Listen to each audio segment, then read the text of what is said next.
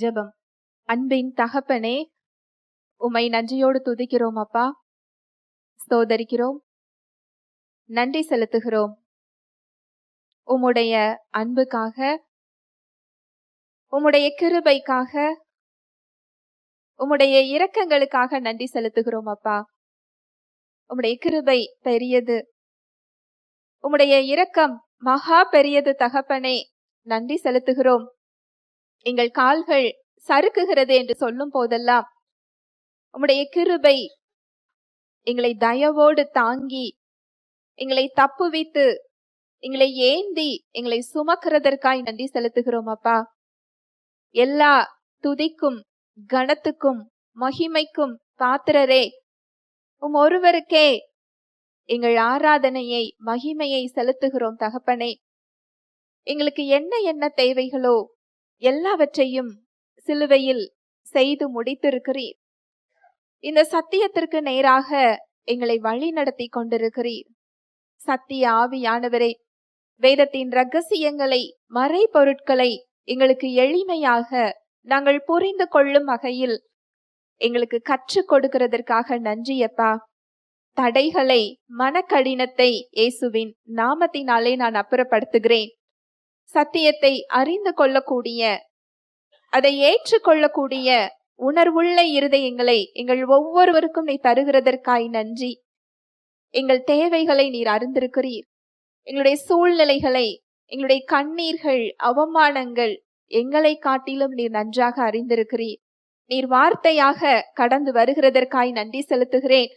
உம்முடைய வார்த்தையை நீர் அற்புதங்களினாலும் அடையாளங்களினாலும் உறுதிப்படுத்துகிறதற்காய் நன்றி செலுத்துகிறேன். என்னை முழுமையாக அர்ப்பணிக்கிறேன்.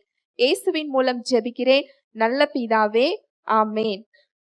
பிரைஸ் தி லார்ட், ஹல்லேலூயா. நன்றி இயேசுவே. கடந்த வார சத்தியத்தோட தொடர்ச்சி, கிறிஸ்துவுக்குள் உன்னதங்களிலே சகல ஆவிக்குரிய ஆசிர்வாதத்தினாலும் நம்மை ஆசிர்வதித்திருக்கிறார். அந்த ஆசிர்வாதங்கள் என்னென்ன அப்படிங்கிறத நம்ம பார்த்தோம். உலக தோற்றத்திற்கு முன்பதாகவே நம்மை கிறிஸ்துவுக்குள் முன் குறித்திருக்கிறார். அவருடைய பிள்ளையாக, சுவிகார புத்திரராக நம்மை என்ன செய்திருக்கிறார்? ஏற்றுக்கொண்டிருக்கிறார். அவருடைய உடைமையாக நம்மை பார்க்கிறார். பாவங்களற நம்மை கழுவி இருக்கிறார், நம்மை பரிசுத்தப்படுத்தி இருக்கிறார். ஆவியானவரால் நம்மை முத்திரை போட்டு இருக்கிறார். ஆவியானவர் நமக்கு ஒரு அச்சாரமாக, உறுதியாக இருந்து கொண்டிருக்கிறார். இதெல்லாம் நம்ம கடந்த வாரங்கள்ல பார்த்தோம். பவுல் ஜெபிக்கிறார். எப்படி ஜெபிக்கிறார் அப்படின்னா, அவரை, தேவனை அறிந்து கொள்ளக்கூடிய அந்த அறிவின் ஆவியும் ஞானத்தின் ஆவியும் நமக்கு வேண்டும் என்று என்ன செய்கிறார்? ஜெபிக்கிறார். ஏன் அப்படின்னா, புதிய உடன்படிக்கையில தேவன் நமக்கு தருகிறதற்காக அவர் இறங்கி வர வேண்டிய அவசியம் இல்லை. ஒரு தேவை எனக்கு வேண்டும் என்று நாம் கேட்கக்கூடிய இடத்துல அவர் நம்ம என்ன செய்யல? வைக்கல. அந்த எபேசியர் 1:17-18 எடுத்து வாசிச்சு பாத்தீங்க அப்படின்னா, நமக்குள்ள என்ன கொடுக்கப்பட்டிருக்கிறதோ அதை புரிந்து கொள்ளக்கூடிய பிரகாசமுள்ள மனக்கண்களை கொடுங்கன்னு சொல்லி அவர் என்ன செய்கிறார்? ஜெபிக்கிறார். தேவனை அறிந்து கொள்ளக்கூடிய ஞானத்தின் ஆவியும் அந்த தெளிந்த புத்தியும் நமக்கு வேண்டும் என்று பவுல் ஜெபிக்கிறார். கர்த்தரை அறிகிற அறிவு. கர்த்தரை நம்முடைய அனுபவத்துல நம்ம அறிஞ்சிருக்கலாம், பிறர் சொல்லி கேட்கலாம். ஆனா வேதத்துல, அவர் வார்த்தையில அவரை குறித்து என்ன சொல்லப்பட்டிருக்கிறது, அவருடைய இயல்பு என்ன, அவர் எப்படி செயல்படுகிறார், இதை நம்ம பார்த்துக்கிட்டு இருக்கிறோம். அவர் அன்புள்ளவர், அவர் பரிசுத்தம் உள்ளவர், அவர் நீதியுள்ளவர்.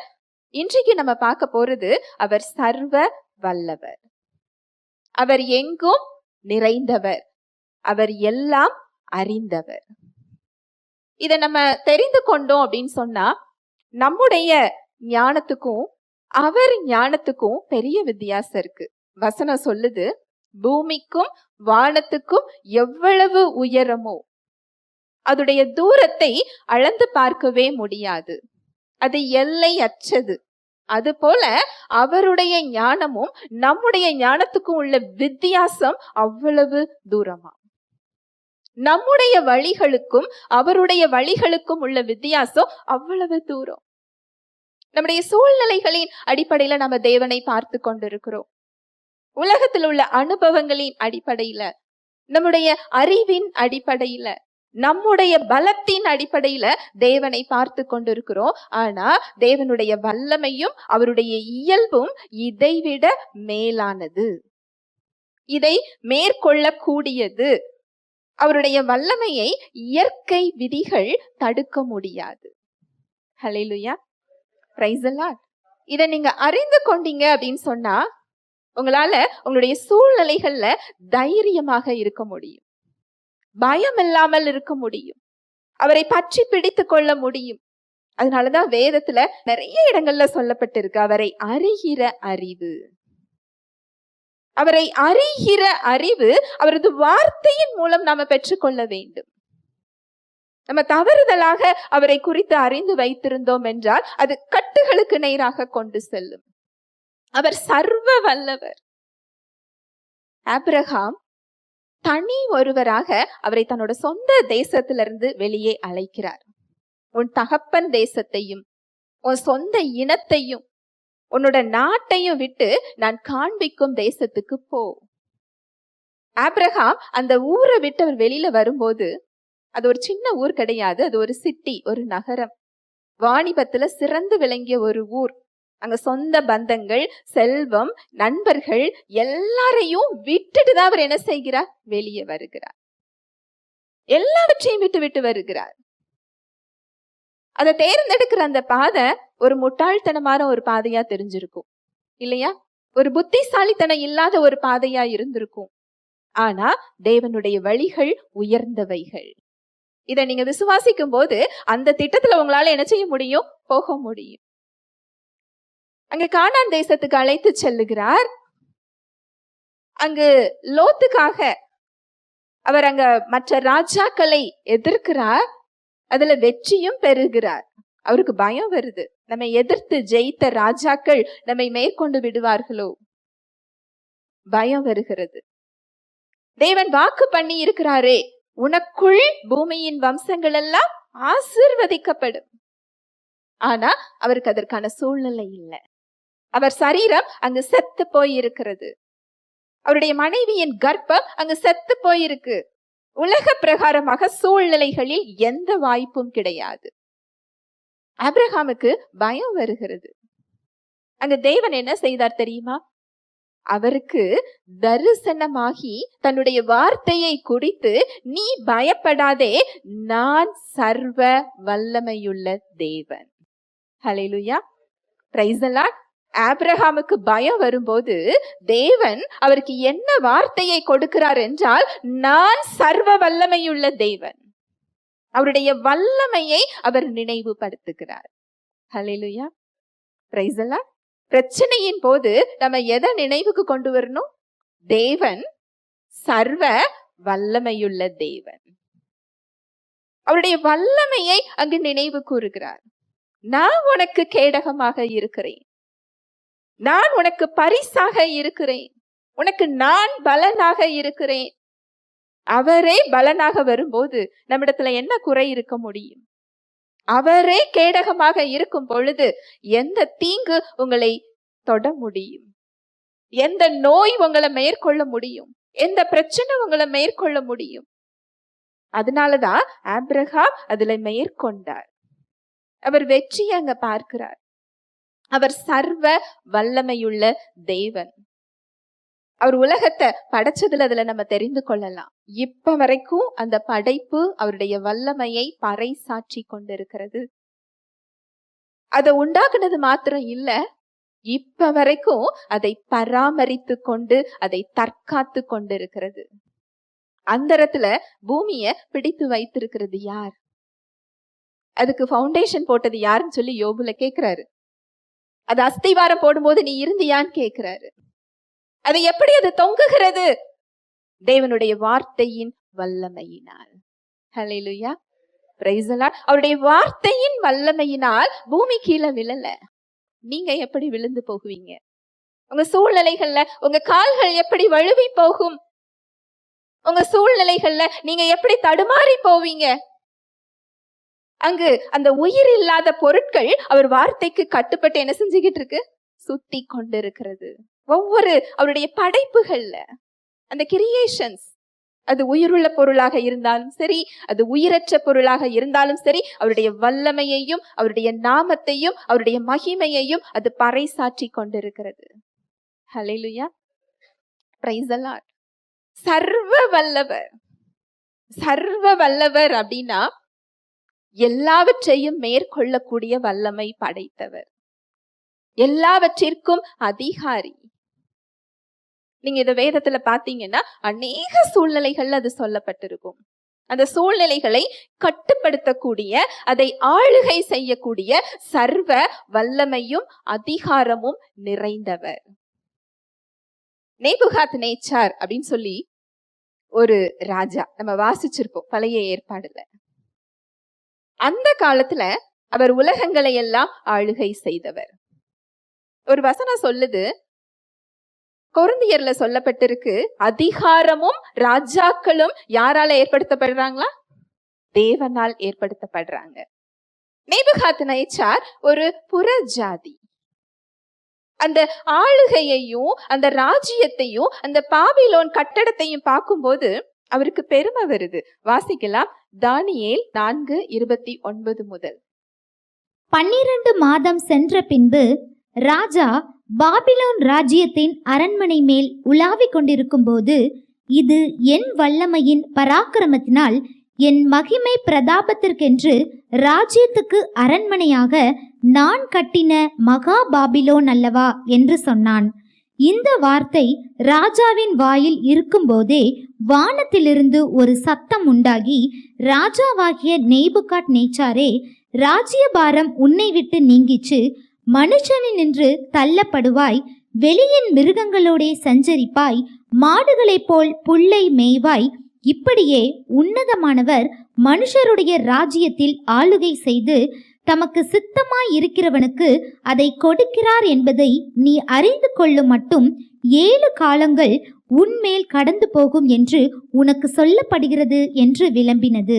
அந்நேரமே இந்த வார்த்தை நேபுகாத் நேச்சாரிடத்தில் நிறைவேறிச்சு. அவன் மனுஷனினின்று தள்ளப்பட்டு மாடுகளைப் போல் புல்லை மேய்ந்தான். அவனுடைய தலைமயிர் கழுகுகளுடைய இறகுகளைப் போலவும் அவனுடைய நகங்கள் பட்சிகளுடைய நகங்களைப் போலவும் வளரும் மட்டும் அவன் சரீரம் ஆகாயத்து பனியிலே நனைந்தது. அந்த நாட்கள் சென்ற பின்பு நேபுகாத் நேச்சாராகிய நான் என் கண்களை வானத்துக்கு ஏறெடுத்தேன். என் புத்தி எனக்கு திரும்பி வந்தது. அப்பொழுது நான் உன்னதமானவரை ஸ்தோத்தரித்து என்றென்றைக்கும் ஜீவித்திருக்கிறவரை புகழ்ந்து மகிமைப்படுத்தினேன். அவருடைய கர்த்தத்துவமே நித்திய கர்த்தத்துவம், அவருடைய ராஜ்யமே தலைமுறை தலைமுறையாக நிற்கும். பூமியின் குடிகள் எல்லாம் ஒன்றுமில்லை என்று எண்ணப்படுகிறார்கள். அவர் தமது சித்தத்தின்படியே வானத்தின் சேனையையும் பூமியின் குடிகளையும் நடத்துகிறார். இந்த நேபுகாத் நேச்சார் உலகத்திலேயே வல்லமையான ஒரு ராஜ்யத்தை அவர் நடத்தி கொண்டிருந்தார். அவருக்கு அவருடைய வல்லமையின் மீது அங்க பெருமை வரும் பொழுது அங்கு தேவனால் அந்த ராஜ்ய பாரத்திலிருந்து என்ன செய்யப்படுகிறார்? தள்ளப்படுகிறார். நல்லா கவனிங்க, உலகத்திலேயே ஒரு பெரிய ஒரு ராஜ்யம் நேபுகாத் நேச்சாருடையது. அந்த ராஜ்யத்தையே அதோட கண்ட்ரோல் யார் கையில இருக்குதா? தேவனுடைய கரத்தில் இருக்கிறது. எவ்வளவு பெரிய வல்லமை மிகுந்தவர் பாருங்களேன். அவருக்கு புத்தி தெளியும் பொழுது, தேவனுடைய மகிமையை அவர் உணர்ந்து கொள்ளும் போது அந்த ராஜ்ய பாரம் அவருக்கு திரும்ப கிடைக்கிறது. அந்த வசனம் அப்படிதான் சொல்லும். எல்லா சூழ்நிலைகளோட கண்ட்ரோலும் யார் கையில தான் இருக்குதா? அவர் கையில இருக்குதா. அந்த ஆளுகையும் கட்டுப்பாடும் அவர் கரத்தில் இருக்கிறது. இயற்கையை அவர் ஆளுகின்றார். சூழ்நிலைகள் அவருடைய கரத்தில் இருக்கிறது. எகிப்திலிருந்து இஸ்ரேல் ஜனங்கள் பலத்த அற்புதங்களோடு அவங்க வருகிறார்கள். செங்கடல் முன்னாடி நிற்கிறாங்க. எந்த பக்கமும் அவங்களால ஓடி போக முடியாது. இன்றைக்கு இந்த சூழ்நிலையில அநேகர் நின்று கொண்டிருக்கலாம். இந்த பக்கமும் போக முடியல, இந்த பக்கமும் போக முடியல, பின்னாடி என்ன செய்ய முடியாது. பார்வோன் ராணுவம் நின்று கொண்டிருக்கிறது, முன்னாடி கடல் இருக்கிறது. அங்க என்ன நடந்தது தெரியுமா? கீழ்காற்றை அவர் வீச பண்ணினாரா. அங்க இயற்கை அவருடைய வல்லமைக்கு கீழ்ப்படுகிறது. கீழ் காற்றை வீசுகிறதுனால கடல் என்ன செய்யாது? பிரியாது. ஆனா அவருடைய வல்லமை அதை என்ன செய்கிறது? பிரிக்கிறது. பிரிக்கிறது மாத்திரம் இல்ல, தரைய வெட்டாந்தரையாக, உலர்ந்த தரையாக ஆக்கி ஒரு வழியை அவர் அங்கு உண்டு பண்ணுகிறார். அதுதான் அவருடைய பெயர், சர்வ வல்லவர். இயேசு கிறிஸ்து இததான் செய்தார். படகுல சீஷர்களோடு போய்கொண்டிருக்கும் போது புயல் அடிக்கிறது. படகு அமிழத்தக்க வகையில தண்ணீரால் என்ன செய்கிறது? நிரம்பி இருக்கிறது.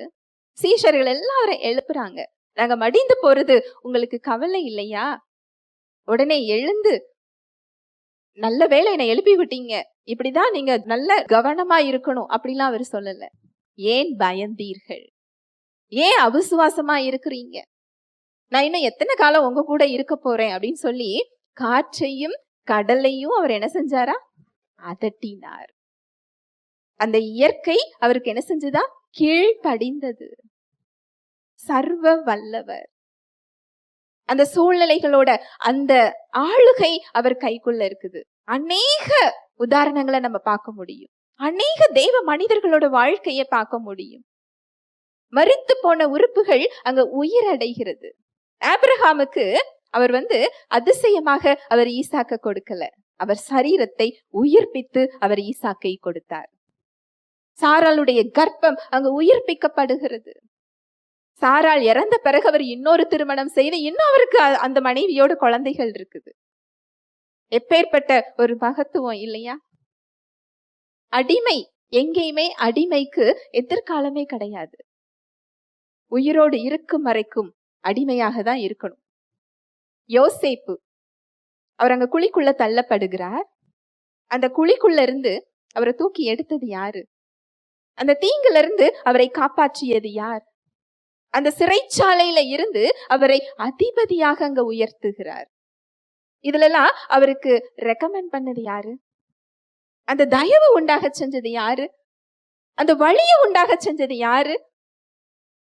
இந்த உயர்வங்க கொடுத்தது யாரு? சர்வ வல்லவர். அவர் மனிதன் பார்க்கின்ற விதமாக அவர் பார்ப்பது இல்லை. ஆடு மேய்த்து கொண்டிருக்கிற சிறுவனை ராஜாவாக அபிஷேகம் பண்ண அவர் தேடுகிறார். சாமுவேல் தீர்க்கதரிசி போகிறார், ஈசாய் வீட்டுக்கு போறாரு. இந்த அனுபவத்துல அநேகர் இருக்கலாம். தேசத்துல நியாயாதிபதியாக தீர்க்கதரிசியாக இருக்கிற ஒரு தேவ மனிதன் வீட்டுக்கு வந்தா அந்த வீட்டுல என்ன செய்வாங்க? வீட்டுல உள்ள சொந்த பந்தங்கள் எல்லாம் என்ன செய்வாங்க? கூடுவாங்க இல்லையா? ஒரு நல்ல ஒரு விருந்து சாப்பாடு வைப்பாங்க.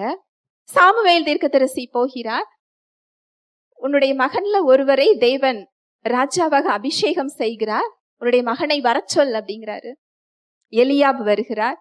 எலியாப பார்த்த உடனே சாமுவேல் தீர்க்கதரிசி சொல்றாரு, உம்முடைய ஜனத்தை ஆள நீர் தேர்ந்தெடுத்தது இவன் தானாக்கும் அப்படின்னு சொல்றாரு. ஏன்னா அவருடைய உயரம், அவருடைய உடல் அமைப்பு, அந்த இராணுவத்தில் அவர் பணி செய்கிறார், அந்த பலம், இதெல்லாம் பார்த்தங்க சாமுவேல் தீர்க்கதரிசி அப்படி நினைக்கிறார். தேவன் அதற்கு சொல்றாரு, மனிதன் பார்க்கின்ற விதமாக நான் பார்ப்பது இல்லை. நீ வெளிப்புறத்தை பார்க்கிற, நான் எதை பார்க்கிறேன்? உள்புறத்தை பார்க்கிறேன். இவனை நான் தள்ளினேன். 7 பேர் வந்துட்டாங்க, ஒருத்தரை கூட தேர்ந்தெடுக்கல. உன்னுடைய பிள்ளைகள் இவ்வளவுதானா கேக்குறாரு. ஈசாய்க்கு அப்பதான் என்ன வருது? ஞாபகம் வருது, இன்னொரு பிள்ளை எங்க இருக்குது? ஆடு மேய்ச்சிக்கிட்டு இருக்கு. அந்த தகப்பனுக்கு தன் பிள்ளையை கூப்பிட வேண்டும் என்ற முக்கியத்துவம் கூட என்ன செய்யல, தெரியல, புறக்கணிக்கப்பட்டிருக்கிறார். ஆனா தேர்ந்தெடுத்தது யார தேர்ந்தெடுக்கிறார்? தாவீதை தேர்ந்தெடுக்கிறார். ஆடு மேய்க்கின்ற சிறுவன் அங்கு ராஜாவாக உயர்த்தப்படுகிறார். இதெல்லாம் நமக்கு சாட்சிகள், அவருடைய வல்லமையை பறைசாற்றுகின்ற சாட்சிகள். இதுதான் எபிரேயர்ல பவுல் சொல்றாரு, மேகம் போன்ற இத்தனை திரளான சாட்சிகள் நம்மை சூழ்ந்து கொண்டிருக்க. ஆதியாகமத்தில் அவருடைய படைப்புல இருந்து ஆபிரகாம், மோசே, தாவீது, தானியேல், யோசேப்பு, அவருடைய அப்போஸ்தலர்கள், நியாயாதிபதிகள், கிதியோன், எஸ்ரா, நெகேமியா, அவருடைய அப்போஸ்தலர்கள் ஒவ்வொருவரும் யாருதான்? சாட்சிகள், உயிருள்ள சாட்சிகள். அவங்க சரீரம் இங்க இல்லாம இருக்கலாம், ஆனா உயிரோட எங்க இருக்கிறாங்க? பரலோகத்தில் அவரோடு இருந்து கொண்டு இருக்கிறார்கள். இத்தனை மேகம் போன்ற திரளான சாட்சிகள் உங்களை சூழ்ந்திருக்க, பாவமான யாவற்றையும் பாரமான யாவற்றையும் உதறி தள்ளிட்டு நீங்க ஓடுங்கன்னு சொல்றாரு. இதெல்லாம் உங்களை நெருக்கதான் செய்யும். அந்த சர்வ வல்லவரை அவங்க பிடித்து கொண்டு அவங்க வாழ்க்கைய ஜெயத்தோட அவங்க ஓடி முடிச்சிருக்கிறாங்க. இதெல்லாம் சாட்சிகள்.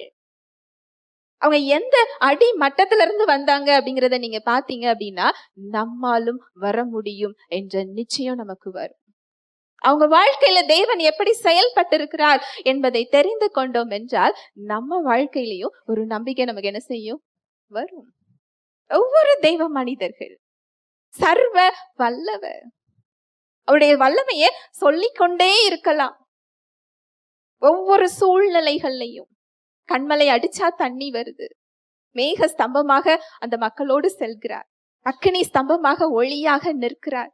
அவர் செஞ்ச ஒவ்வொரு அற்புதமும் நம்மளால கற்பனை பண்ணி கூட பார்க்க முடியாது. அதை விட பெரிய அற்புதம் என்ன தெரியுமா?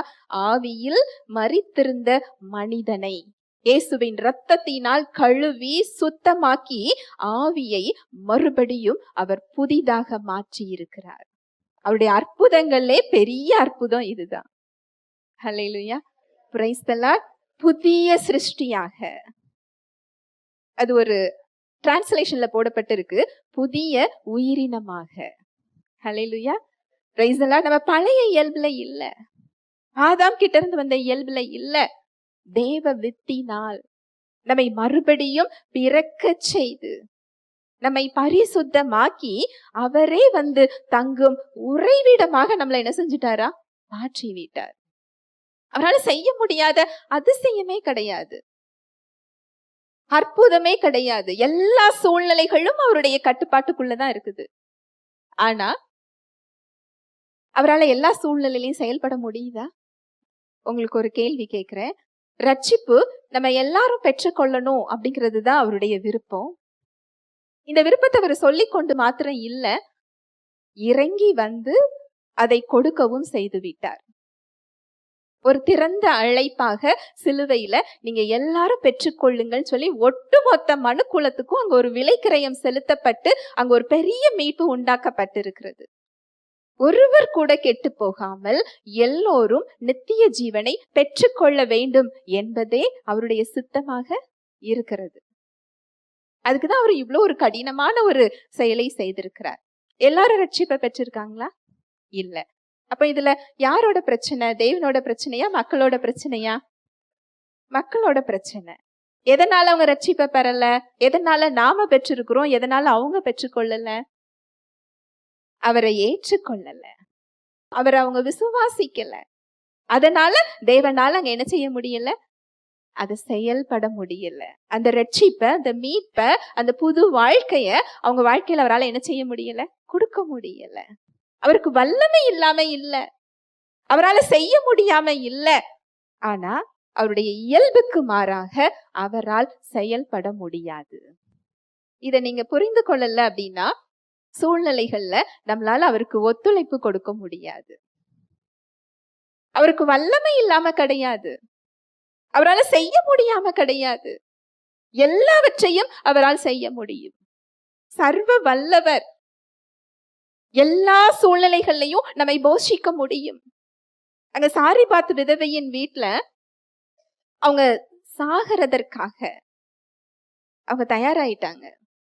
கடைசி மாவையும் எண்ணெயும் கொண்டு தானும் தன்னுடைய பையனும் சாப்பிட்டுட்டு இறந்து போகணும்னு சொல்லி அவங்க விறகு பொறுக்கிக்கிட்டு இருக்கிறாங்க. அந்த நேரம் தீர்க்கதரிசி போகிறார். அந்த பஞ்ச காலம் முடிகிற வரைக்கும் அந்த மாவு என்ன செய்யலையா? குறையல. எண்ணெயும் என்ன செய்யல? குறையல. அந்த பஞ்ச காலத்துக்கு மொத்தமான மாவு அவர் கொடுக்கல. அங்க என்ன நடந்தது தெரியுமா? முதல் அடைய எடுத்துட்டு தீர்க்கதரிசிக்கு கொடுக்க சொல்லுகிறார். நீ அதை செஞ்சு என்கிட்ட கொண்டு வா அப்படிங்கிறாரு. அதை கொடுத்துட்டா அந்த அம்மாவுக்கும் அந்த பையனுக்கும் என்ன கிடையாது? சாப்பாடு கிடையாது. நம்மளாம் அப்படி கேட்க மாட்டோம். ஆனா அது ஒரு விசுவாசம். அந்த அம்மா கேள்வியே கேட்கல, அதை கொடுக்குறாங்க.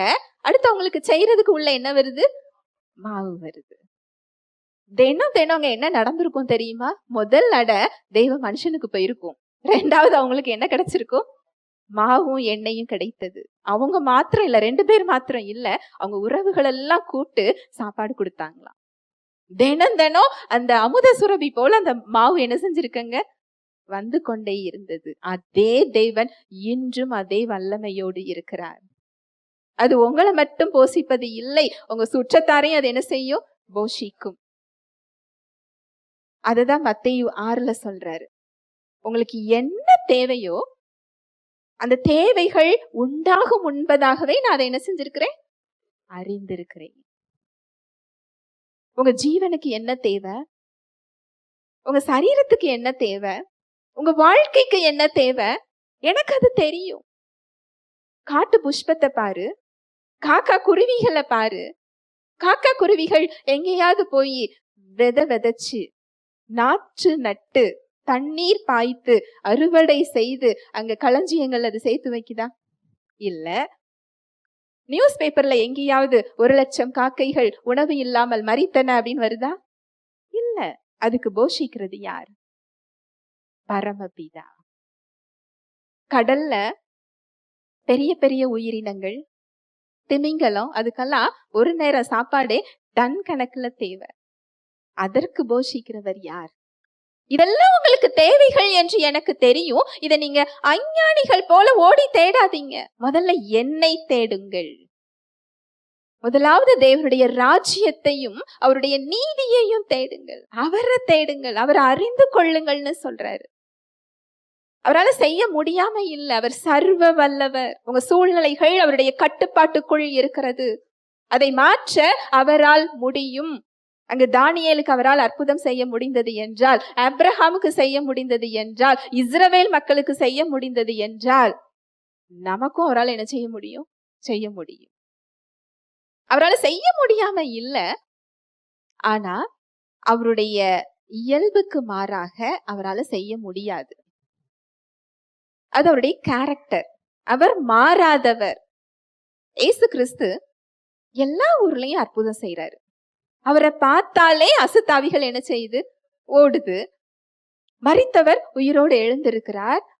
பார்வை அடைகின்றனர், நடக்கின்றனர், பேசுகின்றனர். எல்லா அற்புதமும் நடக்குது. 5 அப்பம் 2 மீனை கொண்டு பல்லாயிரக்கணக்காருக்கு அவர் போஷிக்கிறார். தன்னோட சொந்த ஊருக்கு போறாரு. என்ன நோக்கத்துல போயிருப்பாரு? விடுதலைய கொடுக்கணும். மேசியா மேல அவங்களுக்கு என்ன வரணும்? நம்பிக்கை வரணும். அந்த மீட்பை அவங்க என்ன செய்யணும்? பெற்றுக்கொள்ளணும்.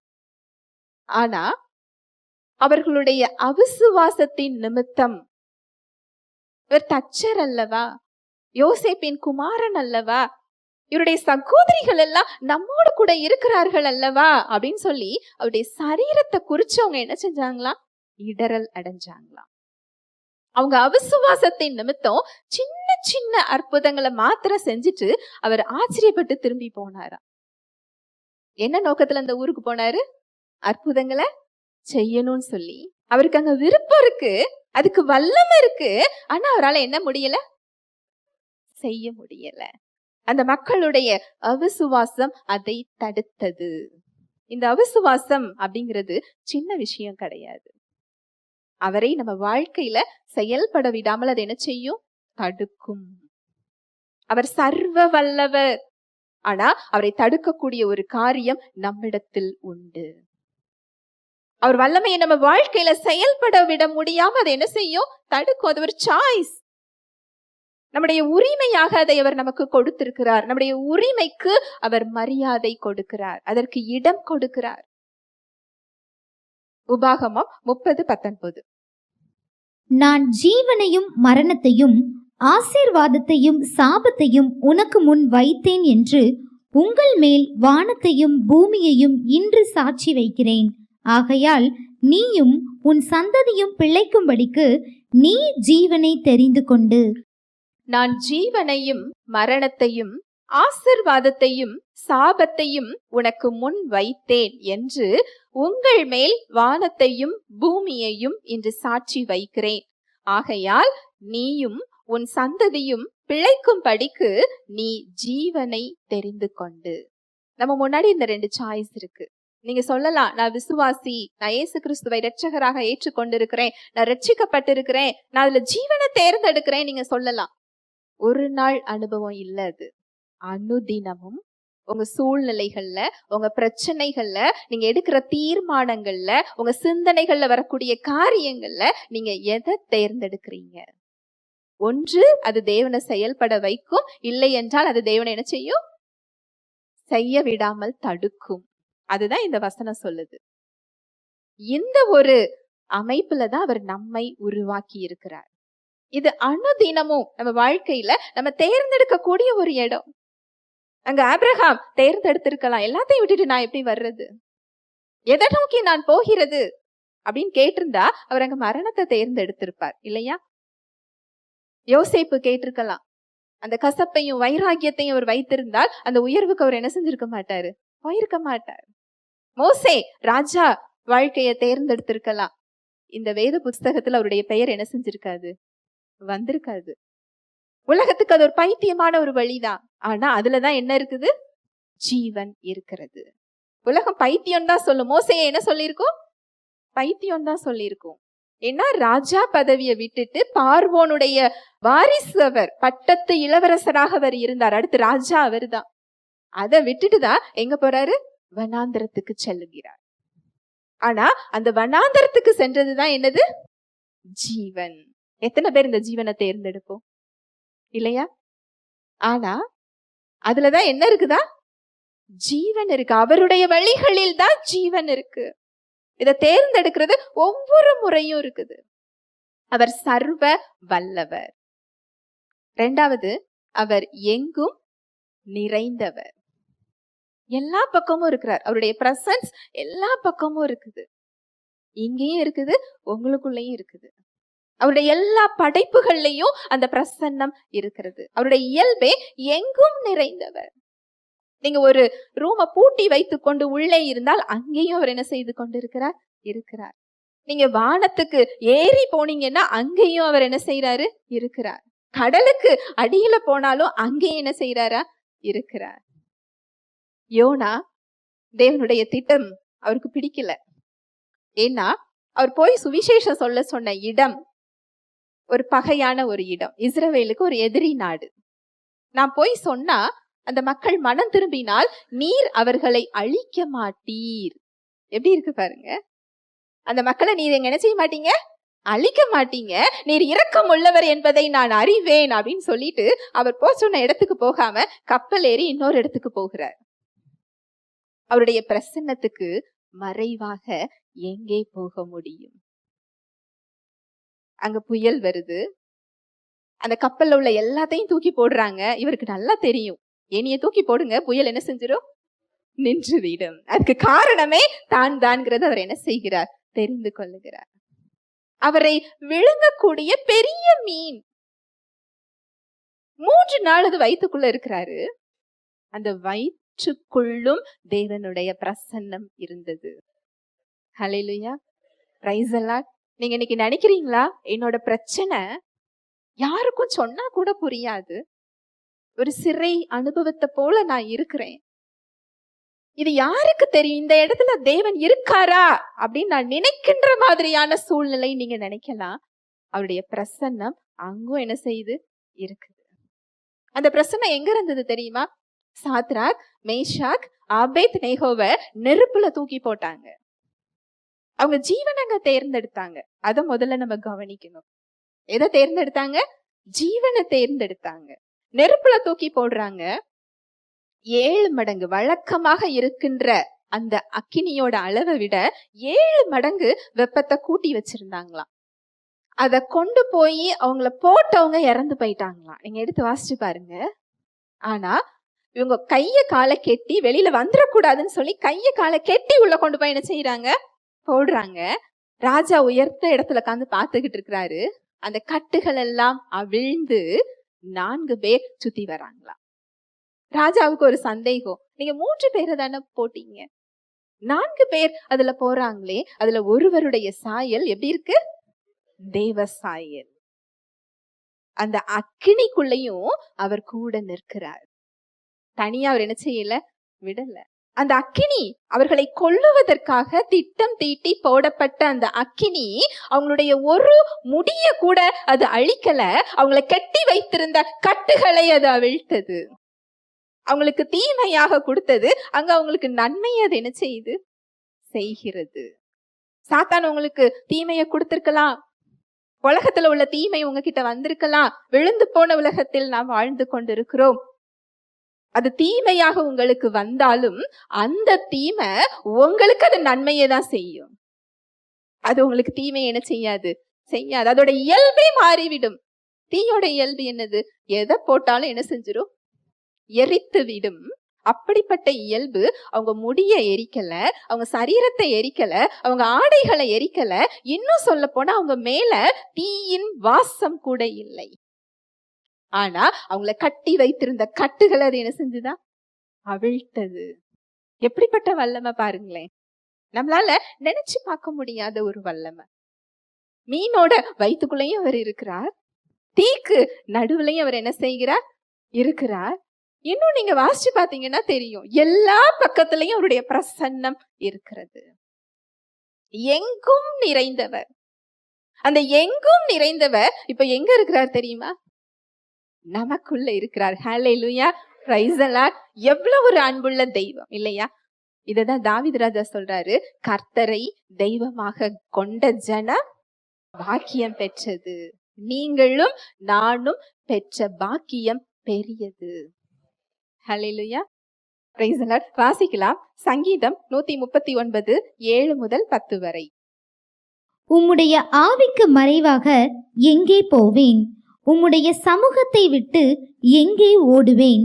நான் வானத்திற்கு ஏறினாலும் நீர் அங்கே இருக்கிறீர். நான் பாதாளத்தில் படுக்கை போட்டாலும் நீர் அங்கேயும் இருக்கிறீர். நான் விடியற் காலத்து செட்டைகளை எடுத்து சமுத்திரத்தின் கடையாந்தரங்களிலே போய் தங்கினாலும் அங்கேயும் உமது கை என்னை நடத்தும், உமது வலது கரம் என்னை பிடிக்கும். உம்முடைய ஆவிக்கு மறைவாக எங்கே போவேன்?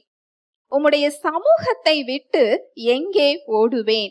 நான் வானத்துக்கு ஏறினாலும் நீர் அங்கே இருக்கிறீர். நான் பாதாளத்தில் படுக்கை போட்டாலும் நீர் அங்கேயும் இருக்கிறீர். நான் விடிய காலத்து செட்டைகளை எடுத்து சமுத்திரத்தின் கடையாந்தரங்களிலே போய் தங்கினாலும் அங்கேயும் உமது கை என்னை நடத்தும், உமது வலது கரம் என்னை பிடிக்கும். தாவீது ராஜா அதனாலதான் அவ்வளோ பிரச்சனைகளை அவர் மேற்கொண்டிருக்கிறார். சவுலுக்கு பயந்து நான் ஓடினாலும் அங்கேயும் உமது கரம் என்னை என்ன செய்யும்? நடத்தும். உமது வலது கரம் என்னை பிடிக்கும்னு சொல்றாரு. நான் தனியா இல்ல, உம்முடைய கரம் என்னை என்ன செஞ்சிருக்கு? பிடித்திருக்கிறது. அதனாலதான் ஒரு ராஜா, ஒரு நாட்டோட இராணுவமே தாவீதை பின்தொடர்ந்தாலும் அவரை தொட முடியவில்லை. அவருடைய கரத்தை யார் பிடிச்சிருக்கா? தேவனுடைய கரம். அதே ஆவியானவர் தான் இன்றைக்கு நமக்குள்ளேயும் இருக்கிறார். அவருடைய வலது கரம் நம்மை பிடித்திருக்கிறது. இன்னைக்கு மரண இருளின் பள்ளத்தாக்கிலே நீங்கள் நடந்தாலும் அவரது கரம் உங்களை நடத்தும். அது உங்களை மேற்கொள்ளாது. அது உங்களுடைய முடிவு அல்ல. நீங்கள் பெற்றுக்கொள்ள போகிற இடம் அதுவல்ல. நீங்கள் கடந்து செல்லுகிற இடம். ஜஸ்ட் நீங்க அதை கடந்துதான் போறீங்க. நீங்க பெற்றுக்கொள்ற இடம் இது கிடையாது. தாவீது ராஜா அததான் சொல்றாரு, மரண இருளின் பள்ளத்தாக்கிலே நான் நடந்தாலும் பொல்லாப்புக்கு பயப்படேன், ஏனெனில் தேவரீர் என்னோடு கூட இருக்கிறீர், உமது கோலும் உமது தடியும் என்னை தேற்றும் சொல்றாரு. நான் ஏன் எனக்கு பயம் வரலன்னா என் கூட இருக்கிறீங்க அப்படின்னு சொல்றாரு. இன்னைக்கு புதிய உடன்படிக்கையில அவர் நம்ம கூட இல்ல, எங்க இருக்கிறாரு? நமக்கு உள்ள இருக்கிறார். அவருக்கு அவ்வளோ பெரிய தைரியம் இருந்ததுன்னா நாம போற மரண இருளின் பள்ளத்தாக்குல நமக்கு எவ்வளவு தைரியம் வேணும் இல்லையா? அவருடைய வார்த்தை கொடுக்கப்பட்டிருக்கிறது. ஆவியானவர் நமக்குள் இருக்கிறார். அவருடைய பிரசன்னம் நமக்குள் இருக்கிறது. பழைய ஏற்பாட்டு காலத்துல உடன்படிக்கை பெட்டியில தேவனோட பிரசன்னம் இருக்கும். அவங்களுக்கு ஒரு சட்டம் உண்டு. போருக்கு போறதுக்கு முன்னாடி அவங்க பலி இடணும். இந்த பாவ நிவாரண பலி, குற்ற நிவாரண பலி, சர்வாங்க தகன பலி, இப்படிலாம் நிறைய பலிகள் உண்டு. அந்த பலிகளை விட்டுட்டு தான் அவங்க போருக்கு போகணும். அந்த போர்ல அவங்களுக்கு வெற்றி கிடைக்கும். உடன்படிக்கை பெட்டியையுமே கொண்டு போயிடுவாங்க. ஏன்னா அந்த உடன்படிக்கை பெட்டியில அவருடைய பிரசன்னம் இருக்கும். அவருடைய பிரசன்னம் எங்க இருக்குதோ அது வெற்றிதான். யோசுவா யோர்தானை கடக்கிறதுக்கு போறதுக்கு முன்னாடி அந்த லேவியர்கள், அந்த ஆசாரியர்கள் என்ன செய்வாங்கன்னா, உடன்படிக்கை பெட்டியை தோல்ல சுமந்து கொண்டு ஆசாரியர்களுடைய கால் பட்ட உடனே தண்ணி என்ன செஞ்சுதா, பின்னிட்டு திரும்பியது. அது ஆசாரியர்கள் காலுக்கு இல்ல, அவங்க வச்சிருந்த பிரசன்னத்துக்கு. ஹல்லேலூயா, பிரைஸ் தி லார்ட். அந்த பிரசன்னம் பட்ட உடனே தண்ணி என்ன செய்யுது, பின்னிட்டு திரும்புது.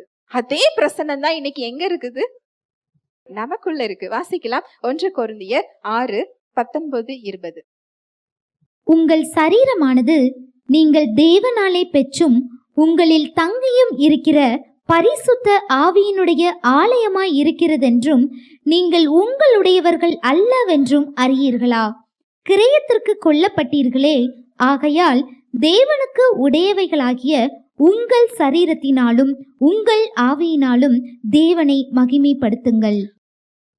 உங்கள் சரீரமானது நீங்கள் தேவனாலே பெற்றும் உங்களில் தங்கியும் இருக்கிற பரிசுத்த ஆவியினுடைய ஆலயமாய் இருக்கிறதென்றும் நீங்கள் உங்களுடையவர்கள் அல்ல என்றும் அறியீர்களா?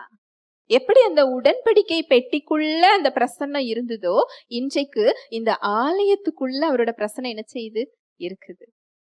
அந்த உடன்படிக்கை பெட்டி எங்கெல்லாம் போகுதோ அங்க ஒரு ஆசீர்வாதம் இருந்தது, அங்க ஒரு வெற்றி இருந்தது, அங்க ஒரு விடுதலை இருந்தது. அவங்க குறைந்த எண்ணிக்கை உள்ளவர்களா இருந்தாலும் இஸ்ரவேலர்கள் அங்க மோவாபியர், அமலேக்கியர், பெலிஸ்தர்கள் எல்லாம் என்ன செஞ்சாங்க, மேற்கொண்டாங்க.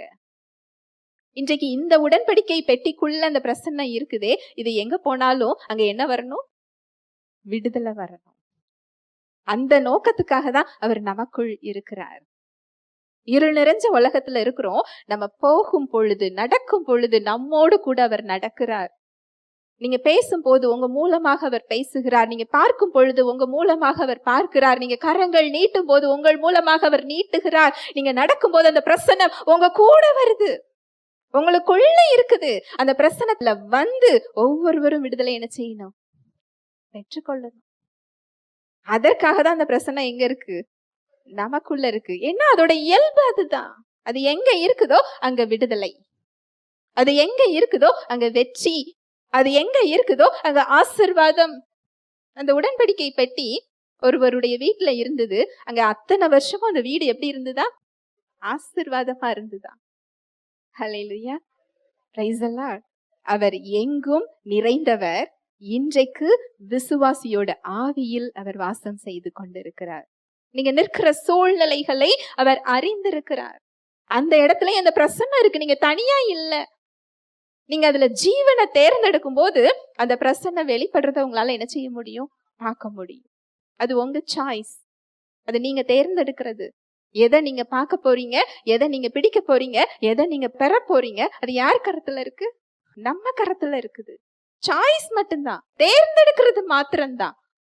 பிரச்சனை நிஜம், அங்க அக்கினி நிஜம்தான், அவங்கள உள்ள போடணும்னு சொன்னது நிஜம்தான், உள்ளேயும் தூக்கி போட்டுட்டாங்க.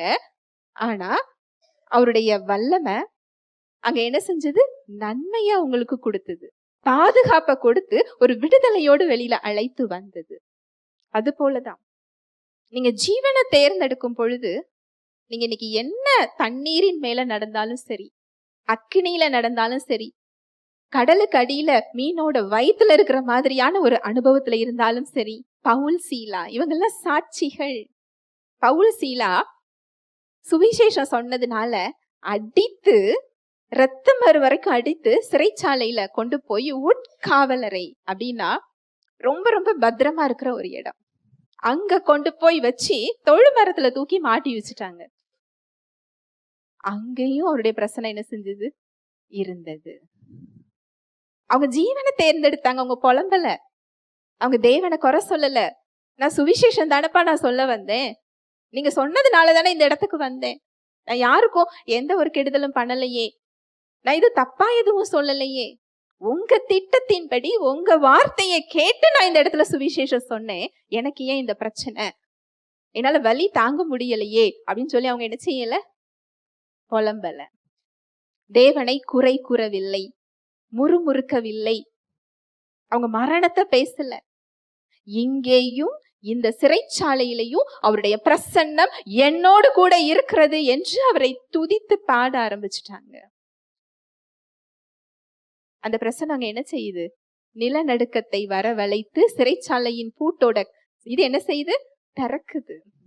சாவி தேவையில்லை. அந்த பிரசன்னத்துக்கு என்ன தேவையில்லை? சாவி தேவையில்லை. உங்க பிரச்சனையில பூட்டப்பட்டு இருக்கிறீங்களா? அதுக்கு சாவி தேவையில்லை. அவருடைய பிரசன்னம் போதும். அது திறக்கிற இடம் எங்கதான் இருக்கு? நம்ம சிந்தனையில இருக்கு. நீங்க தேர்ந்தெடுக்கிற சாய்ஸ்ல இருக்குது. எதை தேர்ந்தெடுக்க போறீங்க? சர்வ வல்லவரை, ஜீவன் உள்ளவரை, உங்களுக்குள் இருக்கிற ஆவியானவரை, அவர் வார்த்தையை தேர்ந்தெடுக்க போறீங்களா? உங்க பிரச்சனை சொல்றத தேர்ந்தெடுக்க போறீங்களா? உங்க அனுபவத்தை தேர்ந்தெடுக்க போறீங்களா? உங்க முன்னாடி இருக்கிற உங்க பலத்தை தேர்ந்தெடுக்க போறீங்களா? மரணத்தை தேர்ந்தெடுக்க போறீங்களா? அது யார் கையில தான் இருக்கு? நம்ம கையில தான் இருக்குது. அடுத்து, அவர் எல்லாம் அறிந்தவர். எல்லாம் அறிந்தவர். அவருக்கு கடந்த காலமும் தெரியும், நிகழ்காலமும் தெரியும், எதிர்காலமும் தெரியும். அதனாலதான் எப்பொழுதுமே தேவனுடைய திட்டம் சிறந்தது. நமக்கு அடுத்த நொடி என்ன நடக்கும் நமக்கு என்ன செய்யாது? தெரியாது. புதிய ஏற்பாடுல ஒரு மனிதன் செல்வத்தை சேர்க்கிறார். இதெல்லாம் சேர்த்து எனக்கு இவ்வளவு நிறைவாக வந்துவிடும் அப்படின்னு சொல்லி மகிழ்ச்சியில் அவர் பூரிக்கிறார். தேவன் சொல்றாரு, நாளைக்கு நீ இல்லை என்றால் இது என்ன ஆகும்? நாளைக்கு நடப்பதை நீ அறியாயே. அதனாலதான் அவர் என்ன சொல்றாருன்னா, கர்த்தரை தன் நம்பிக்கையாக கொண்டிருக்கிற மனுஷன் பாக்கியவான். நம்முடைய நம்பிக்கை நம்ம பலத்துல இல்ல. நமக்கு எதிரியே வெளியில கிடையாது. எங்க தெரியுமா? நமக்குள்ளதான் சுயம். சுயம்தான் நம்முடைய எதிரி. நம்முடைய பலம், நம்முடைய ஞானம், நம்முடைய வழி, நம்முடைய திட்டம், நம்முடைய அனுபவம், இதுதான் நமக்கு என்னது? எதிரி. நம்ம சூழ்நிலைகளை ஆராய்ச்சி பண்ணவே தேவையில்லை. இந்த அனுபவத்துக்கு வந்து பாருங்களேன், ரொம்ப நல்லா இருக்கும். நீங்க சூழ்நிலைகளை ஆராய்ச்சி பண்ற வரைக்கும் உங்களுக்கு என்ன இருக்காது தெரியுமா? சமாதானம் இருக்காது, நிம்மதி இருக்காது. சூழ்நிலைகளை ஆராய வேண்டும் என்று நினைத்ததினால் இஸ்ரவேலர்கள் கானானுக்குள்ள என்ன செய்யல? போகல. அங்க இருந்த ராட்சசர்கள்னால அவங்க போகாம இல்ல. நீங்க எடுத்து வாசிச்சு பாருங்க. இவங்க செங்கடலை கடந்து போகும் பொழுதே ராட்சசர்களுடைய இருதயம் மெழுகு போல என்ன செஞ்சுட்டா? உருகி போயிட்டான். ஏன்னா அடுத்த டார்கெட் யாருதான்? அவங்கதான். எப்படியும் இங்க வந்துருவாங்கங்கிற பயம் அவங்களை ஆட்கொண்டது.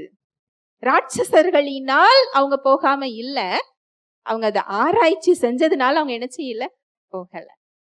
ராட்சசர்களோட பலம், அவங்க உயரம், அந்த கோட்டச்சவர், அந்த நாட்டோட அமைப்பு, இதெல்லாம் எப்படி நம்ம மேற்கொள்ள முடியும்? அந்த பிரச்சனைகளை ஆராய்றது மரணம் சொல்லி எத்தனை பேருக்கு தெரியும்?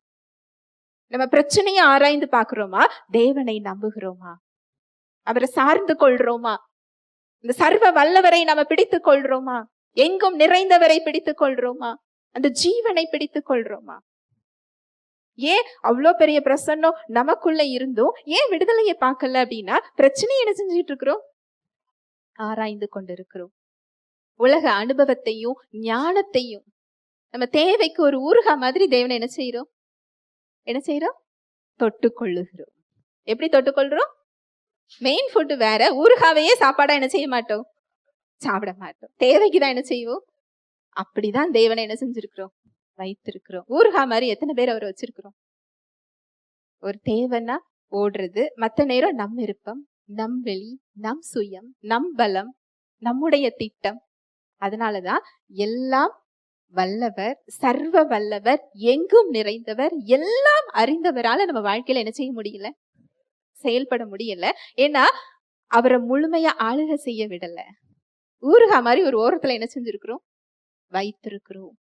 எல்லாம் அறிந்தவர், எல்லாம் அறிந்தவர். நம்முடைய கடந்த காலமும் தெரியும், நிகழ்காலமும் தெரியும், வருங்காலமும் தெரியும். அதனாலதான் நீ என்கிட்ட வா, என் வழியை சார்ந்து கொள், என் பலத்தை சார்ந்து கொள், ஒன்னால் முடியாது. வருத்தப்பட்டு பாரம் சுமக்கிறவர்களே, நீங்கள் எல்லோரும் என்னிடத்தில் வாருங்கள், நான் உங்களுக்கு இளைப்பாறுதல் தருகிறேன். நம்ம சிந்தனைகளை அறிந்திருக்கிறார். நம்முடைய இருதயத்தை அறிந்திருக்கிறார். அது மாத்திரம் இல்ல, நம்ம செயல்களுக்கு பின்னாடி உள்ள நோக்கத்தையும் அவர் அறிந்திருக்கிறார். இது எத்தனை பேருக்கு தெரியும்? எரேமியால ஒரு வசனம் போட்டிருந்தது, ரொம்ப அழகா இருந்தது. அவருக்கு பலி செலுத்த வந்த இஸ்ரவேல் மக்கள் ரொம்ப பெஸ்டான பலியை செலுத்துறாங்களாம். அதாவது இன்னும் சொல்ல போனா விலை உயர்ந்த பலி. இந்த விலை உயர்ந்த பலிய தேவன் என்ன செஞ்சாராம் அப்படின்னா வெறுத்தார் அப்படின்னு போட்டிருக்கு. விலை உயர்ந்த பலி என்ன செய்யறாரு? வெறுத்தார். ஏன்னா அந்த பலி இட்டதற்கு பின்னால் அவங்க இருதயத்தின் நோக்கத்தை அவர் பார்த்தார். ஹல்லேலூயா, பிரைஸ் தி லார்ட். அவருக்கு மறைவானது ஒன்றுமில்லை, எல்லா சகலமும் அவருக்கு முன்பதாக வெளியரங்கமாகவும் நிர்வாணமுமாக இருக்கிறது. நம்ம எண்ணம் மட்டும் இல்ல, அதோட நோக்கத்தையும் அவர் அறிந்திருக்கிறார். மனுஷங்களை ஏமாத்துற மாதிரி நம்ம அவரை என்ன செய்ய முடியாது, செயல்களினால் ஏமாற்ற முடியாது. அந்த செயலுக்கு பின்னால் உள்ள நோக்கத்தை அவர் அறிந்திருக்கிறார். அவர் எல்லா பலியையும் ஏற்றுக்கொள்றது இல்ல, அந்த இருதயத்திலிருந்து வருகின்ற, அந்த சரியான நோக்கத்தோடு வருகின்ற, உண்மையான இருதயத்தோடு வருகின்ற அந்த பலி அவரால் ஏற்றுக்கொள்ளப்படுகிறது. நம்ம நினைவுகளை அறிந்திருக்கிறார். என் நினைவு யார் அறிந்து கொள்ளுவார்? யார்கிட்டையும் சொல்ல முடியலையே, சொன்னால் புரிய கூட தெரியாதே, இவங்க புரிந்து கொள்வாங்களா? நிறைய பேர் கவுன்சிலிங் வரும்போது எனக்கு புரிந்து கொள்ளணுங்கிறதுக்காக ரொம்ப விரிவா சொல்லுவாங்க. நான் அத ஒரு 2 நிமிஷத்துக்கு மேல நான் கேட்க மாட்டேன். ஏன்னா அவங்க மேல மரியாதை இல்லைன்னு அர்த்தம் கிடையாது. அதை கேட்கறதுனால என்ன கிடையாது, பிரயோஜனம் கிடையாது. அதுவும் அந்த பிரச்சனையை அவங்க சொல்லிக்கிட்டே இருந்தாங்க அப்படின்னா மரணத்தை பேசுறதுனால ஒரு சமாதான குறைவு அவங்களுக்கு என்ன செய்யும், வரும். ஒரு சோர்வு வரும். அதை சொல்ல சொல்ல அவங்க வாழ்க்கையில அது இருக்கிறதுக்கான அதிகாரத்தை அவங்க கொடுத்துக்கிட்டு இருக்கிறாங்க. அதை என்கிட்ட சொல்றதுனாலயும் சொல்யூஷன் கிடையாது. ஏன்னா தீர்வு யார் கையில இருக்கு? அவர் கையில். அந்த தீர்வை நான் கொடுப்பேன். இது ஆழமா சொன்னா எனக்கு புரியும் நினைச்சா எனக்கு புரியறதுனால என்ன கிடையாது, ஒன்றும் கிடையாது. இந்த வார்த்தை அதை புரிந்து வைத்திருக்கிறது. அவங்க எந்த இடத்துல இருக்கிறாங்கிறது அவருக்கு தெரியும். அவங்க சூழ்நிலை என்னங்கிறது அவருக்கு தெரியும். ஹல்லேலூயா, பிரைஸ் தி லார்ட். அவர் நம்முடைய நினைவுகளை அறிந்தவராக இருக்கிறார். சமாரிய பெண் அவங்க மதியானம் தண்ணி எடுக்க போனாங்களாம். எப்போ தண்ணி எடுக்க போவாங்க? காலையில இல்லாட்டி சாயங்காலம். ஏன் அப்படின்னா வெயில் இருக்காது. இந்த பெண் எப்ப போனாங்களாம் அப்படின்னா மதியம் போனாங்களாம். ஏனென்றால் ஊராருடைய பேச்சுக்கு பயந்து, அவங்கள எதிர்கொள்றதுக்கு பயந்து, அவங்க சொல்ற வார்த்தைகளை கேட்க முடியாம, ஏன்னா அவங்க அப்படிப்பட்ட ஒரு வாழ்க்கையில நின்று கொண்டிருக்கிறாங்க. எந்த அளவுக்கு அவங்க குற்ற மனசாட்சியில இருந்தாங்க அப்படின்னா, எந்த அளவுக்கு அவங்க அவமானத்துல இருந்தாங்கன்னா, மற்றவர்களை சந்திக்க பயந்து போய் அவங்க மதியானம் என்ன செய்யறாங்க, போறாங்க. அங்க இயேசு கிறிஸ்து அவங்களுக்கு special appointment. Hallelujah, praise the Lord. அந்த சமாரியா வழியா யூதர்கள் போக மாட்டாங்க. யூதர்களுக்கும் சமாரியர்களுக்கும் ஒத்து போகாது. அவங்க அந்நிய வழிபாடுகளுக்குள்ள சென்றதினால் யூதர்கள் அவங்கள ஒதுக்கி வச்சுட்டாங்க. அவங்க வழியா எருசலேமுக்கு அவங்க போக மாட்டாங்க. அதுக்கு இன்னொரு ஷார்ட்கட் இருக்கு. ஆனா இயேசு கிறிஸ்து இந்த பெண்ணின் நினைவுகளை அறிந்து அவங்கள சந்திக்கணும்னு போறாரு. அந்த நினைவுகள் அந்த ஊராருக்கு தெரியல. அவங்க தேவை என்னங்கிறது அந்த ஊராரால கொடுக்கவும் முடியாது. அவங்க அவங்களுடைய நிம்மதியையும் அவங்க சமாதானத்தையும் உறவுகள்ல அவங்க தேடினாங்க. முதல் கணவனா, இரண்டாவது கணவனா, மூன்றாவது கணவனா, 5 கணவன் எனக்கு உண்டு, இப்பொழுது இருக்கிறதும் உன்னோட கணவன் இல்ல. அப்போ அவங்க சமாதானத்தை எங்க தேடி இருக்கிறாங்க? மனிதர்களிடத்தில். அந்த பெண்ணோட உண்மையான தேவை யாரு? இயேசு கிறிஸ்து. இதை அறிந்தவராக அவர் சொல்லுகிறார்.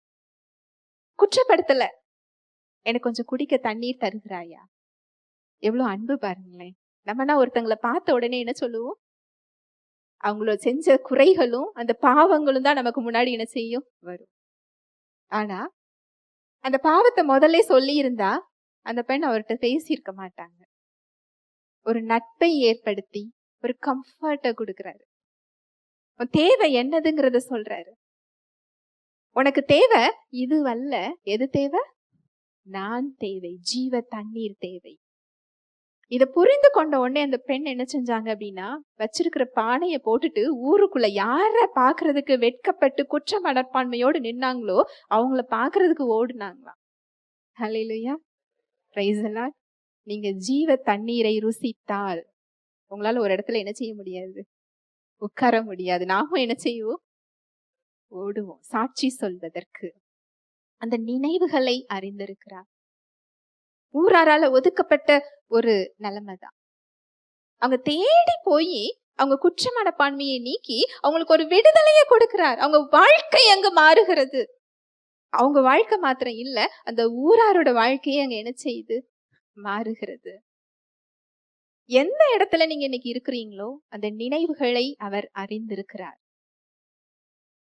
ஒரு ஊழியக்காரர்கிட்ட போய் ஒரு அம்மா ஜெபிக்க சொன்னாங்களாம். நான் ஒரு 2-3 திருமணம் செஞ்சுட்டேன், அது ஃபெயிலியர் ஆயிட்டு அடுத்த ஒரு திருமணம் செய்ய போறேன், எனக்கு இதை பிளஸ் பண்ணி ஆசீர்வதிச்சு நீங்க என்ன செய்யணும்? ஜெபிக்கணும்.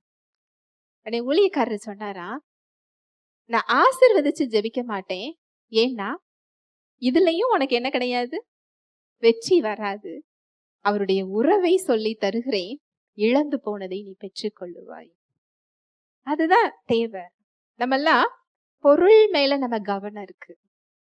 நம்ம தேவைகள் எப்ப சந்திக்கப்படும், இதுல நான் எப்ப பார்க்க போறேன், நம்ம கவனம் எல்லாம் பிரச்சனை மேல இருக்கு. எப்ப சூழ்நிலை மாறும், நம்ம கவனம் எப்போ அவர் மேல போகுதோ, அவர் உறவுக்குள்ள நம்ம எப்போ நெருக்கமா போறோமோ, சூழ்நிலைக்கு மத்தியில அவரை எப்பொழுது நம்ம பார்க்கிறோமோ, அவரை அறிந்து கொள்றோமோ, இயல்பாகவே அந்த பிரச்சனை என்ன செஞ்சிடும்?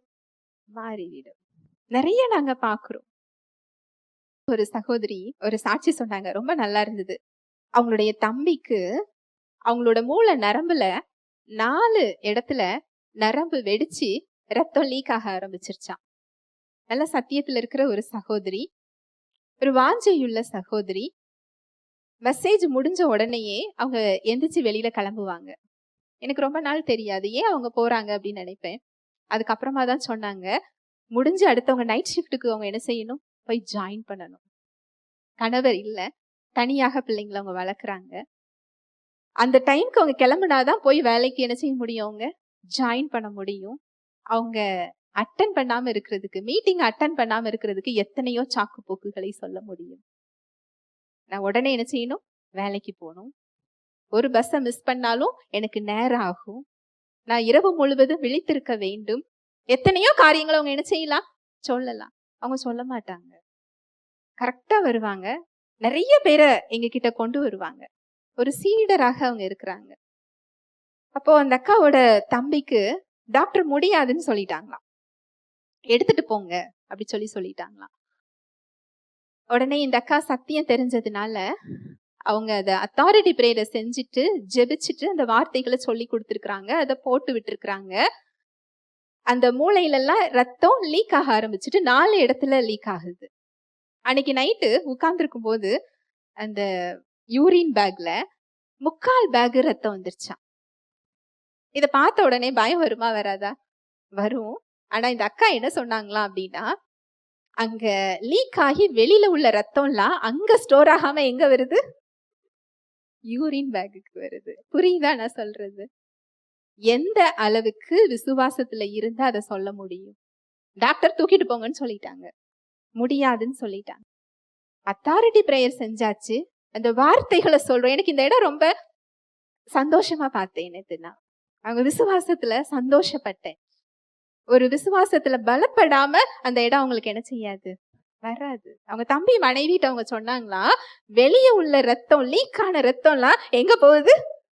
யூரின் பேக்குக்குள்ள போகுது. அந்த 4 இடத்துல லீக் ஆனது அடுத்து 2 இடமா என்ன செஞ்சுட்டான்? மாறிட்டு கான்சியஸ் வந்தது. அப்புறம் சாப்பிட்டாங்க. அடுத்து நம்ம சகோதரி கிட்ட அவங்க பேசி இருக்கிறாங்க. அவங்க அதை கைட் பண்ணி இருக்கிறாங்க. டாக்டர் 1 வாரம் அவங்க ஆச்சரியம். 4 இடத்துல வெடிப்பு இருந்தது, லீக் இருந்துச்சு, இது எப்படி சரியாச்சு? எப்படி சரியாச்சுன்னு அவங்க என்ன செஞ்சாங்களா? குழம்பி போய் 1 வாரம் ஹாஸ்பிட்டல் வச்சிருந்தாங்களாம். நார்மல் ரிப்போர்ட்டோட அவங்க வீட்டுக்கு வந்துட்டாங்க. ஹல்லேலூயா, பிரைஸ் தி லார்ட். எவ்வளோ பெரிய வல்லமை பாருங்களேன். அவரால முடியாத காரியம் சொல்லி ஒன்றுமே கிடையாது. அந்த லீக் ஆன நரம்பு எந்த கம் வச்சு தேவன் ஒட்டினார்? நான் கேக்குறேன், எதனால அது ஒட்டப்பட்டது? அந்த வெளியே சிந்தின ரத்தம்லாம் எப்படி இல்லாம போச்சு? அந்த கிளாட் எல்லாம் எப்படி இல்லாம போனது? அவருடைய பிரசன்னத்துல எல்லாம் கூடும். அந்த ஜீவன் வெளிப்படும் போது அங்க என்ன சரி செய்யணுமோ அதை என்ன செஞ்சிரும். அதை தடுக்கிறது எது தெரியுமா? நம்மோட சுயம், நம்மோட அறிவு, நம்மோட ஞானம், நம்மோட அனுபவம், நம்மோட பலம், இதுதான் அதை என்ன செஞ்சு வச்சிருக்கு? தடுத்து வைத்திருக்கிறது. உங்கள் நினைவுகளை அறிந்திருக்கிறார், உங்கள் சூழ்நிலைகளை அறிந்திருக்கிறார். அவர் எங்கும் நிறைந்திருக்கிறார். அவர் சர்வ வல்லவராக இருக்கிறார். ஹல்லேலூயா, பிரைஸ் தி லார்ட். ஜெபிக்கலாம். அன்பின் தகப்பனே, உம்மை நன்றியோடு துதிக்கிறோம் அப்பா, ஸ்தோத்தரிக்கிறோம், நன்றி செலுத்துகிறோம்.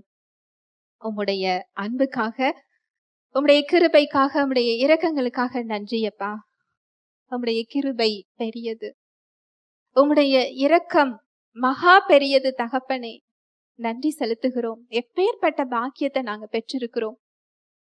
அன்று உடன்படிக்கை பெட்டியில் இருந்த பிரசன்னம், மகா பரிசுத்த ஸ்தலத்தில் இருந்த பிரசன்னம், அன்று திரையை கிழித்து கொண்டு இன்று எங்களுக்குள் நீர் வாசம் செய்து கொண்டிருக்கிறீர்.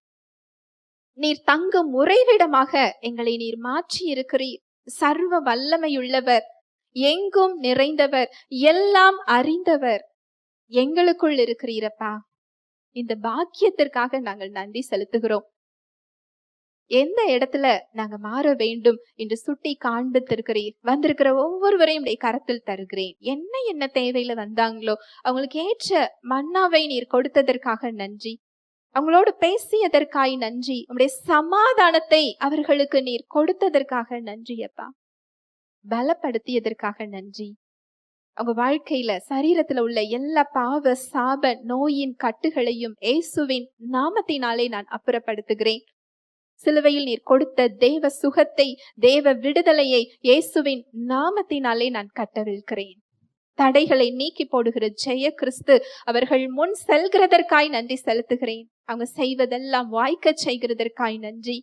அவங்க நினைவுகளை நீர் அறிந்திருக்கிறீர். அந்த நினைவுகள்ல உம்முடைய சமாதானம், உம்முடைய ஜீவன் வெளிப்படுகிறதற்காய் நன்றி அப்பா. அவங்க சூழ்நிலைகள் மாறினதற்காய் நன்றி. வாழ்நாள் எல்லாம் நன்மையும் கிருபையும் அவர்களை பின்தொடர்கிறதற்காக நன்றி. அவங்களை நீங்க பலப்படுத்துகிறதற்காய் நன்றி. இயேசுவின் நாமத்தினாலே ஒவ்வொருவரையும் ஆசீர்வதிக்கிறேன். இயேசுவின் மூலம் ஜெபிக்கிறேன் நல்ல பிதாவே, ஆமென்.